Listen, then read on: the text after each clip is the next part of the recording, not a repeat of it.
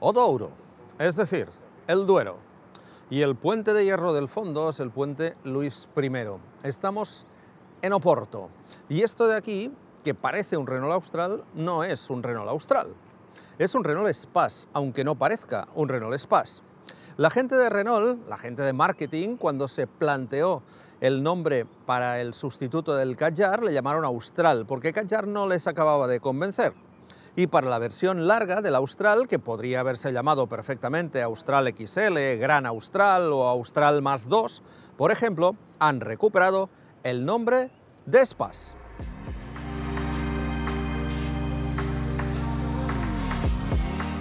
Nomenclaturas al margen, es evidente que el Espace es un Austral con una tercera fila de asientos y con 20 centímetros más de coche.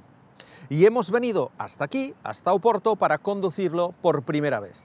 Es un coche que se fabrica en Palencia, que estará a la venta de manera inmediata en nuestro mercado y que llega en una única versión de motorización, solo en esta híbrida de 200 caballos, la que en el Austral es el tope de gama.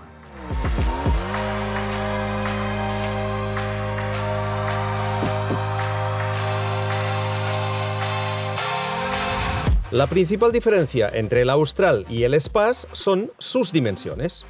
Este coche mide 4,72 metros, que son 21 centímetros más que su hermano corto.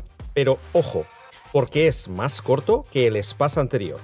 En anchura, 1,84 y en altura libre al suelo, 18 centímetros, son coincidentes con el Austral.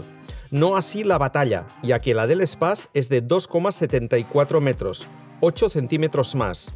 Y tampoco es coincidente la altura, ya que el 7 plazas es 2 centímetros más alto, 1,64 contra 1,62 del Austral. De ello se deduce que las diferencias principales vamos a encontrarlas en el interior.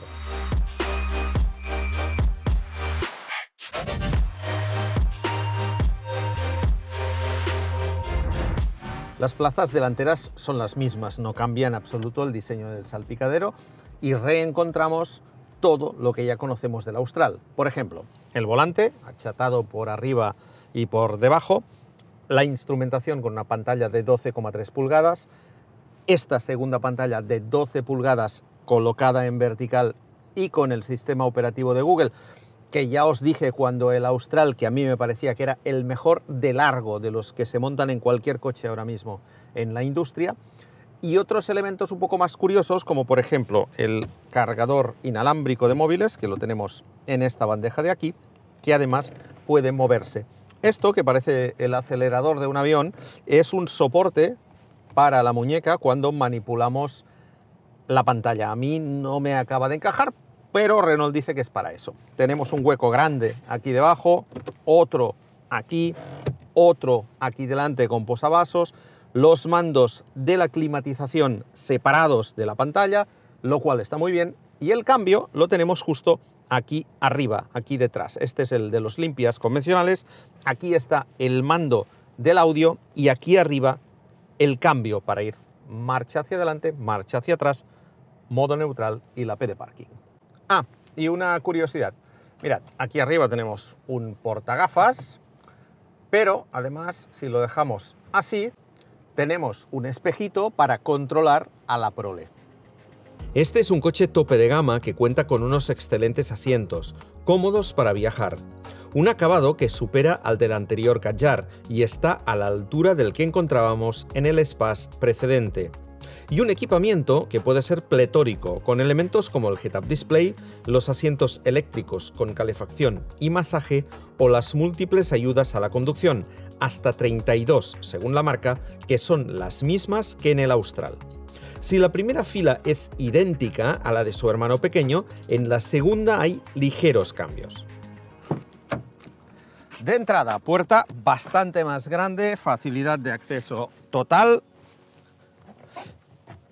Y en el interior, más espacio por todas partes, debido, en primer lugar, a la batalla más larga del coche y, en segundo lugar, al hecho de que el techo está también un poco más arriba. La forma que describe y el hecho de que caiga bastante más tarde de lo que cae el techo del Austral hacen que estas plazas que por banquetas son exactamente idénticas, es decir, esto es exactamente igual que el Austral, aquí tengamos una sensación mucho mayor de desahogo. Hay más espacio para las piernas, esto es indudable, hay más espacio para la cabeza y además tenemos una banqueta trasera corredera, me diréis, también lo es la del Austral, cierto, pero mientras que en la versión corta el desplazamiento es de 16 centímetros, aquí nos vamos hasta 22. Ahí. Vuelvo para atrás y observad que además tengo la regulación del respaldo que puedo colocar en diferentes posiciones más o menos inclinado, como también tiene en este caso el Austral. Vamos ahora con la tercera fila. De entrada, una curiosidad, Renault no la cobra. En serio, un Espace de 5 plazas cuesta lo mismo que uno de 7, de lo que se presupone que, salvo raras excepciones, todo el mundo encargará el de 7 plazas. Pues ya estoy aquí.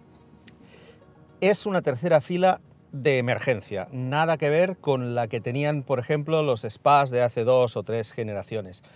Esto es un SUV y estas plazas traseras son 2 plazas adicionales para niños. Mirad, la banqueta es muy corta y además está muy abajo, de manera que cuando un adulto como yo se sienta aquí, la flexión que tiene que transmitir a las piernas es en este ángulo prácticamente recto, es decir, los muslos no descansan encima de la banqueta y además tengo que elevar muchísimo las rodillas para no golpear con el asiento delantero. Por lo tanto, es una posición en cierta manera forzada.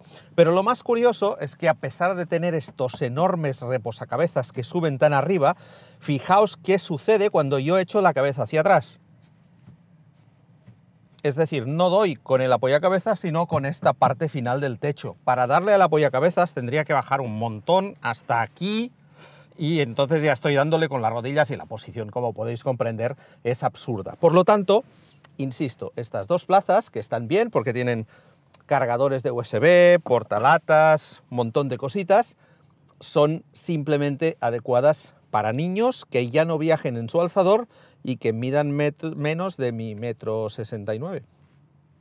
Bastante menos. La presencia de esta tercera fila casi elimina el maletero, pero sin ella, evidentemente, tenemos más capacidad que en el Austral.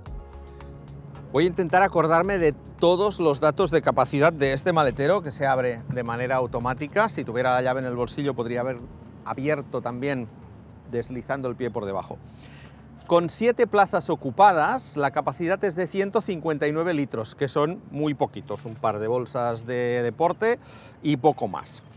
Pero si abatimos esta tercera fila, maniobra, como veis, muy sencilla de realizar, la capacidad nos queda entre 477 y 677 litros. Estos 200 de diferencia dependen de cómo tengamos situada la segunda fila. Es decir, si la tenemos retrasada son 477 y si la adelantamos esos 22 centímetros que os comentaba antes, nos vamos a 677, que es una capacidad más que notable.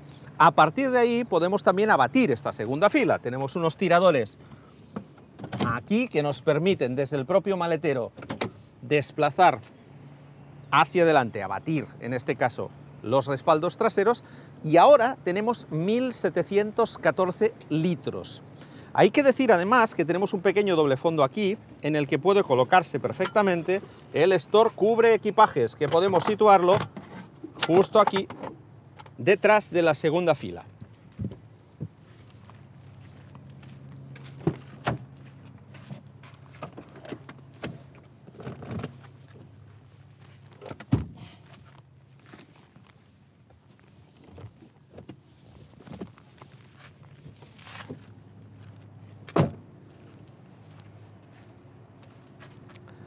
Tengo que contaros además que este coche existe solo con 5 plazas, es decir, sin la tercera fila. Y en ese caso, la capacidad del maletero oscila entre 581 y 777 litros, siempre en función de dónde tengamos colocada la segunda fila de asientos. Bueno, ya habéis visto que por dentro hay diferencias. ¿Y por fuera? Venga, echemos un vistazo.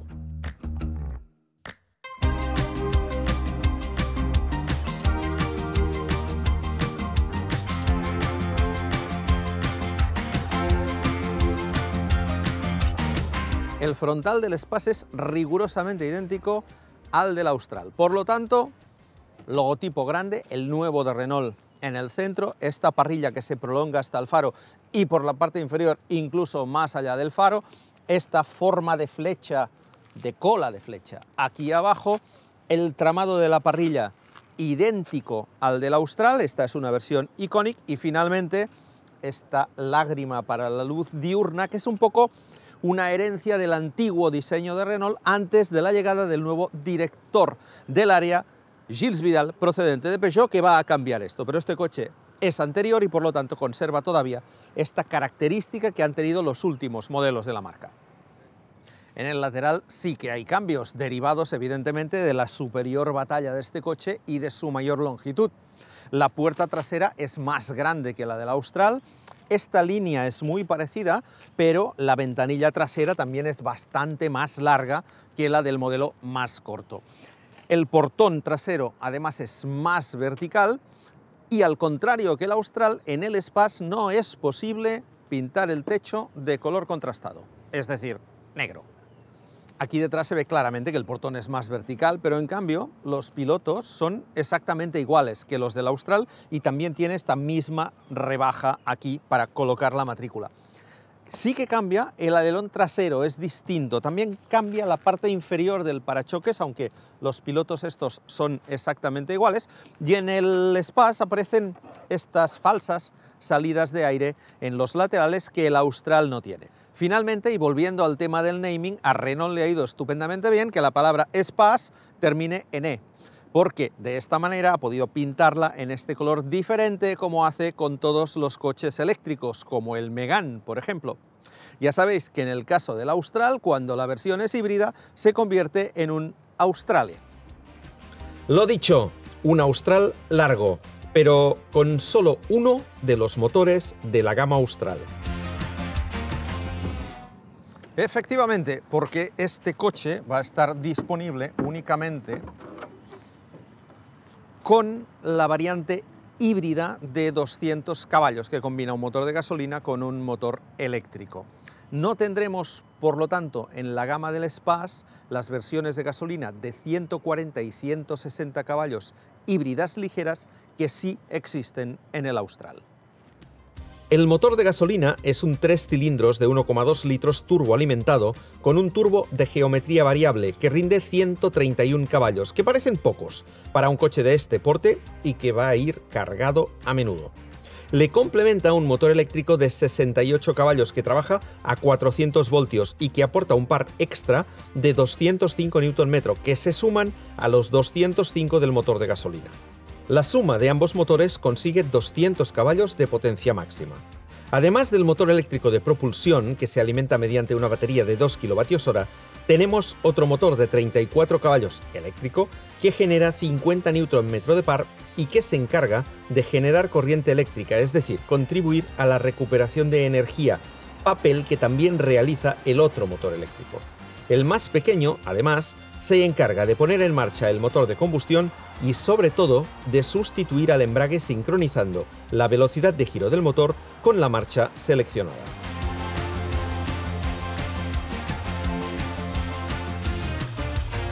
Sí, porque este coche, al contrario que otros híbridos que funcionan con cajas de cambio de tipo CVT, este sí tiene marchas. Y tiene 7. Y lo más curioso es que tiene 2 para el motor eléctrico. Cuando funciona en eléctrico y supera los 80 km por hora pasa de una relación a la otra. Y tiene 5 para el motor de gasolina. Todas ellas gestionadas por el propio coche de manera completamente automática. El conductor nunca interviene en cambiar las marchas. Estas 5, por cierto, son una más que el sistema híbrido de otros modelos de Renault, los primeros, como por ejemplo el Clio, el Arcana o el Captur. Aquí tenemos 5, en los otros 4. Y además el motor también es distinto, porque hay que recordar que en esos modelos que he citado el motor es un 4 cilindros atmosférico de 1,6 litros de cilindrada. El Espace se pone en marcha siempre en modo eléctrico y el motor de 68 caballos puede mover el coche hasta a 80 km por hora. En ciudad, el modo eléctrico se usa muy a menudo. Cuando probamos el Austral, Ya os comenté que a mí me parecía que este sistema híbrido de Renault es de los mejores del mercado ahora mismo por su eficiencia en el consumo. Tenemos levas detrás del volante para regular la intensidad de la regeneración, es decir, para decidir qué es lo que pasará cuando levantemos el pie del gas. Hay 4 estadios distintos, desde que el coche funcione prácticamente en rueda libre hasta que en el momento en que levantamos el coche regenere mucho, retenga mucho, tenga mucho freno motor. Esto hace que cuando tenemos seleccionado el modo en el que el coche va más en rueda libre, es decir, por ejemplo en la autopista, donde no nos interesa que el coche pierda velocidad, lo que hace el Espace es que pone muchas veces en marcha el motor de gasolina y vemos incluso consumos de 16, 18, 19 litros de manera puntual, porque además de propulsar el coche está cargando la batería. De este modo, a la que puede, vuelve a utilizar solo la energía eléctrica y solo el motor eléctrico, de modo que lo usa mucho. Pero claro, por otro lado, gastamos gasolina para recargar la batería. Por lo tanto, en otras circunstancias, por ejemplo, cuando estamos en una carretera muy revirada o en ciudad, conviene poner la regeneración en uno de los niveles altos, porque de esta manera el coche regenera muchísima energía y lo que hace es que inmediatamente se pueda volver a utilizarla, y es ahí donde gasta poco. En carretera, el Espace es un coche confortable y refinado, aunque en este último aspecto hay modelos mejores, ya que resulta algo ruidoso en algunos momentos, no tanto por el ruido mecánico, sino por lo que se filtra desde fuera. Este coche tiene una suspensión convencional, no pilotada, y cambia en función de si elegimos el eje trasero direccional, que es de serie en las versiones Split Alpine e Iconic, o si optamos por la versión de acceso a la gama. Si montamos la dirección al eje posterior, cambian tanto la propia dirección, que es más directa, como la suspensión, ya que entonces la trasera pasa a ser multibrazo. Nosotros solo hemos conducido una unidad con esta dirección y tenemos la misma sensación que con el Austral. La sensación es que este SUV está orientado a conseguir un buen comportamiento dinámico. No quiero decir con esto que sea un coche incómodo, ni muchísimo menos, pero sí que es cierto que la suspensión es un poco más firme que otros modelos parecidos, y eso hace que el coche cabecee poco y que los movimientos en curva, que evidentemente existen porque es un coche alto y sobre todo con una distancia libre al suelo elevada, no sean tan evidentes como en otros coches de este mismo segmento. Además, tiene otra cosa buena de cara a la agilidad que tiene, y es la dirección a las 4 ruedas. Lo cierto es que al principio cuesta un poquito acostumbrarse, pero en cuanto tienes el feeling cogido, la verdad es que es un coche muy reactivo, que gira muy bien, que gira muy rápido, con poco giro de volante enseguida lo metes, y que además es muy equilibrado a la hora de trazar la curva. Por lo tanto, es un coche que, insisto, para ser un SUV y en contra de lo que solía hacer Renault, no tiene, por ejemplo, nada que ver con el Kadjar antiguo, es un coche orientado, no os diré que a la deportividad, porque mentiría, pero sí a una conducción un poco más picante, por así decirlo, que en otros SUVs del mismo estilo. Hay que tener en cuenta, además, que el Espace es un coche relativamente ligero gracias al uso de aluminio en puertas, aletas, capó y en algunos elementos de la suspensión. La versión tope de gama pesa menos de 1.700 kilos, que son 215 menos que el Espace anterior. Las prestaciones del coche son de 175 km por hora para la velocidad máxima y de 8,8 segundos en el 0 a 100. El sistema híbrido, tan satisfactorio en ciudad, resulta un poco peculiar en carretera. Sí, sobre todo por la lentitud del cambio. Este es un cambio lento, y es lento por la manera como está concebido. Al no tener embrague, tiene que esperar a la hora de colocar la marcha siguiente a que el segundo motor eléctrico sincronice la velocidad de giro del motor con el desarrollo que va a insertarse, y eso requiere un tiempo. Entonces, al no poder tampoco el conductor accionar nada, todo lo hace el coche, se toma evidentemente su tiempo. Y la reacción final que sientes cuando conduces, sobre todo cuando intentas mantener un ritmo un poco más ágil de marcha, es muy parecido a lo que daban de sí aquellas antiguas cajas pilotadas, que eran una caja manual pero con el proceso de embragaje completamente automatizado. Al final acaba siendo un poco lo mismo, aunque, eso sí, no es tan lento como en aquellas cajas pilotadas. En autopista las sensaciones son mejores, ya que hay menos cambios y solo cuando realmente hacen falta. Además, cuando el coche pasa a funcionar en modo eléctrico o pone el motor de gasolina en marcha, apenas se percibe. ¿Y qué sucede, os preguntaréis, cuando el coche se queda sin batería y solo funciona el motor de gasolina? También es cierto que eso nos pasará en contadísimas ocasiones. Por ejemplo, imaginémonos un puerto de montaña de esos que van haciendo en forma de Z, ¿no? Que hay una horquilla, luego una recta larga, luego otra horquilla, luego otra recta larga. Si en esas rectas aceleramos a fondo y queremos que el coche dé todo de por sí, evidentemente agotaremos la batería en 3 o 4 de esas rectas y por lo tanto nos quedaremos con 130 caballos, que según como vayamos, sobre todo si vamos muy cargados, lo notaremos que el coche tiene menos rendimiento. Pero insisto, solo va a ser en momentos tan puntuales como este, porque al fin y al cabo, si el puerto es más revirado, como iremos levantando y el coche irá recuperando, frenaremos, el coche irá recuperando, no nos pasará nunca. Solo, insisto, en estos casos muy determinados. ¿Existe esa posibilidad? Sí, existe, pero sabiéndolo ya conduciremos en ese puerto concreto de manera para que no nos pase. La gama española de este coche se articula con este único motor y 3 versiones: Tecno, Tecno Esprit Alpine e Iconic.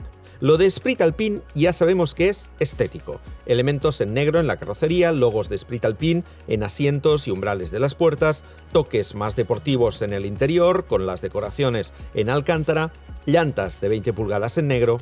Por lo que respecta al equipamiento, el Iconic lo lleva todo y las únicas opciones son el centrado en el carril, los faros matriciales, el techo fijo panorámico, que por cierto va sin cortinilla interior ya que filtra los rayos solares, es uno de los más grandes del mercado y cuesta 1.000 euros, la pintura metalizada y un equipo de sonido premium de la marca Harman Kardon. Todas las versiones tienen la etiqueta Eco de la DGT y están exentas del impuesto de matriculación. Precios: 43.500 el Tecno, 46.000 el Tecno Esprit Alpine y 48.000 el Iconic. Las mismas conclusiones, por lo tanto, que con el Austral. Este SUV de 7 plazas, que se enfrenta a coches como el Nissan X-Trail, con el que comparte plataforma pero no motores, el Seat Tarraco y su primo, el Skoda Kodiaq, el Mazda CX-60, los también primos Kia Sorento y Hyundai Santa Fe o su enemigo nacional, el Peugeot 5008, tiene una serie de ventajas frente a todos ellos y alguna que otra desventaja. La primera ventaja es el consumo. Esos 4,6 litros homologados que en ciudad pueden conseguirse son una cifra muy baja y prácticamente sin competencia en este segmento. Cierto es que en carretera o en autopista gasta un poco más, pero rara vez pasaremos de 6 litros y si le damos zapatilla y hay mucho puerto de montaña, es muy revirado el camino, llegaremos a ver un 7 o un 7 algo, pero en cualquier caso para un coche de 200 caballos de gasolina sigue siendo un consumo muy lógico. En condiciones normales, en autopista, estaréis siempre entre los 5 y los 6 litros y es un muy buen consumo, insisto, para un coche así. Además, tiene otras ventajas. A mí me ha gustado mucho el comportamiento dinámico de esta versión con 4 ruedas directrices. Es un coche muy ágil, muy equilibrado. Y finalmente, la tercera ventaja es este sistema de información y entretenimiento operado por Google, que es, insisto, el mejor del mercado. Contras: podría ser un poco más refinado, no me acaba de gustar el cambio, con esos saltos entre marcha y marcha, es un cambio lento. Y finalmente, la pega de tener solo esta versión híbrida, que está muy bien, que servirá para la gran mayoría de los clientes de este coche, pero que si tuviera motores de gasolina un poco más baratos permitiría que muchas otras familias que necesitan un coche así pudieran acceder a él.